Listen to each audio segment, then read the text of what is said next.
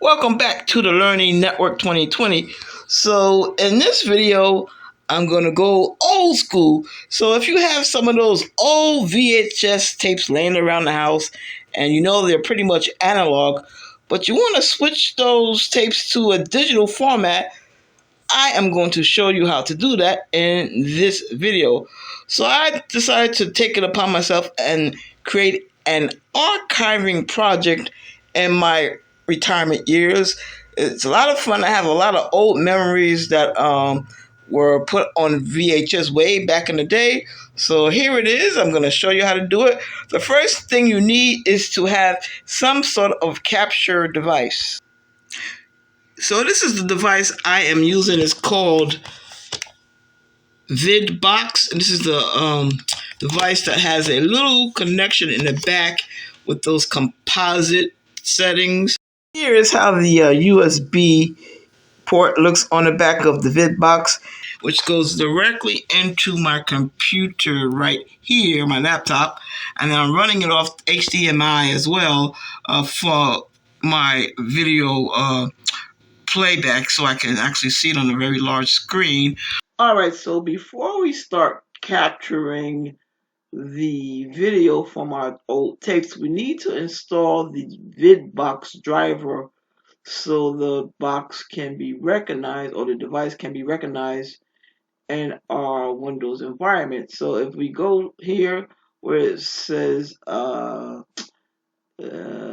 think I need to go here, sound, video, and game controllers. We go right there, and you can see the only thing that shows up is our Intel audio and our Realtek definition audio, which are the sound drivers for our speakers and sound, of course, right there.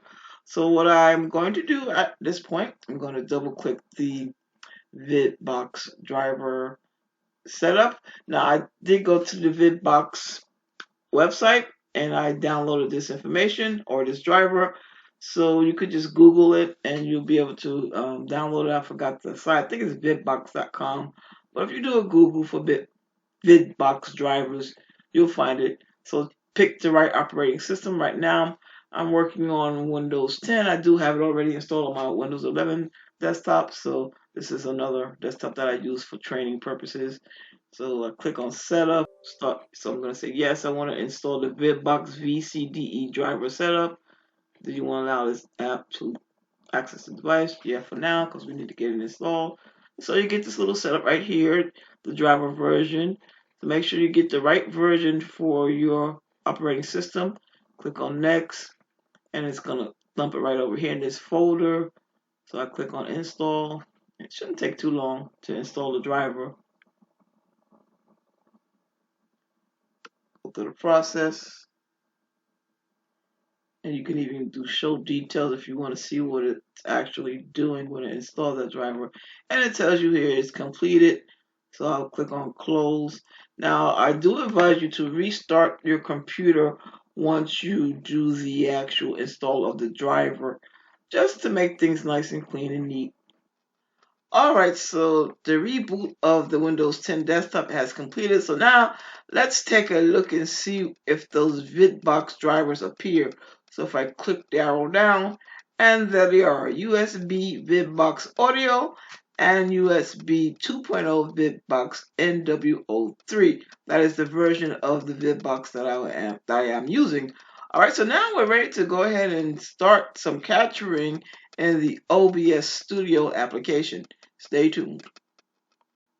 Alright, so once we have installed the VidBox driver, the next thing you want to do is go into the OBS Studio application. You can download this application at obsprojects.com, I believe, or if that's not it, go ahead and Google OBS and you'll be able to find that information. So now at this point, what we will do is just review a few of the basic setups in OBS. So let's go over to Tools, Auto Configuration Wizard. That's a pretty easy start. And so you want to choose the second option, Optimize for Recording, and I will not be streaming. So we're just copying data from tapes to the desktop, and we want to probably turn this into some MP4 files So we're just going to do recording for now. As you know, OBS is an extremely powerful streaming program, and so we'll have another video on streaming probably in the next week or so. But in any event, let's go ahead and click on next, and it'll give you all the basic setups you will need to review before you start capturing your video. So this is the current setup, and so you could just take a look at what setup is best for you. We'll just use current, that's what it shows. And so we want to probably capture at 30 frames per second, or even 60. You know, you can actually have the options here. And for high resolution, it says either 60 or 30. So I'll just keep it there. That's what it defaulted to. If I click on next, it'll give you a rough idea of how everything is set up. Recording encoder, quality, size, and so on. So you want to go ahead and do apply settings. And this is just a standard setup. So the next thing we want to look at in our OBS interface is right here where it says start recording. That's where you will start the recording.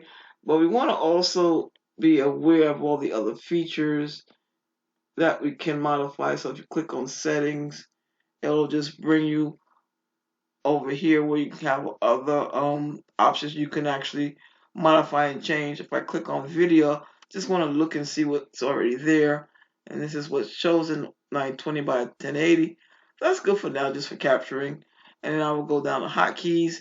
So I can see here if I want to start recording, it's F2. If I want to stop, it's F5. If I want to pause, it's F4. Just become familiar with the OBS environment. Accessibility is here. Advanced, if you click on advanced, you'll see what it says here. Show active outputs, warning on exit, and just a bunch of other things relating to the video information. We don't want to deal with streaming right now. And let me just go here. Let's check a look at the audio also. So you want to make sure you have the right bit rate chosen, the megahertz and all that. Stereo, you know, all that fun stuff here. Just look at all that information. And output, let's take a look at output for a second. Output mode, you can also change that from simple to advanced, right? And let's see what here. CPU use is very fast, all that good stuff. Now I'll have to do another complete video on the features of OBS because it's just so powerful. So right now the recording format is MP4. I don't want that right now because if we use MP4, if unfortunately something happens and the system crashes, I'll lose all my information. So I want to actually do the capturing in MKV for now because it is a way for me to save that video. If I get a power spike or something like that, it'll still save the information there, and I could go back and change it to MP4 later on, and I'll make a video on that as well. So these are options for the audio track, all that fun stuff in the actual OBS application. So that once you have your settings put together, you go ahead and save the changes. You always want to have the option here for a scene, so scenes always have to be there. You can click the plus sign to add more scenes, but this is really the most important part. Actually, this one, sources, is the most important part for our particular videos. So if you click on the plus sign, and you're going to add the source. Now the source I want to add right now is the video capture device. After choosing video capture, we're going to actually rename the video capture source device. We're going to call it VHS tapes. And once we go ahead and rename that, we will click on OK, and you'll see the screen appear. And now we are ready to start some capturing. You see the bitbox option is chosen. The device from the drop-down menu appears, and we'll click OK. And once we click OK, we're going to start to resize the screen so we can see all of the information flow through properly from the tape itself. So I'll put it right here in the middle, try to maximize it as much as I can. And once I maximize it pretty well, I will go ahead and save that configuration for the next set of capturing instructions that will take place. All right, that looks pretty good. I'll leave it right there. I won't be too picky. And now you will start to see the data coming over from the VHS tape very soon.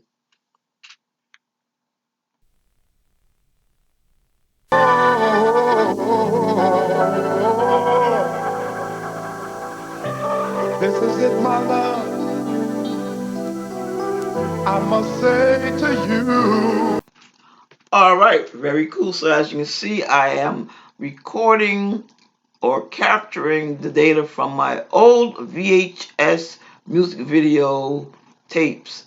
And if I wanted to stop the recording after I have captured all of the videos I want, I can just go ahead and press the stop recording option right there, and I can pretty much just stop and save it to my local USB or C drive, whichever you like. But that is the gist of how you can capture VHS data to a C drive or your local drive and make it now what we call digital. Welcome to the 21st century. Very cool. Now, before I go, one little trivia question. Who can guess which artist this is from the 1990s? One of my favorite artists. I don't even think he sings anymore. I don't know what happened to him, but he was just so cute. I love watching this video. Anyway, I digress. Thanks for watching. The Learning Network 2020 will have some more videos on OBS coming up really soon in the future. Thank you so much for watching the channel. Have a wonderful day and an absolutely wonderful week. Take care.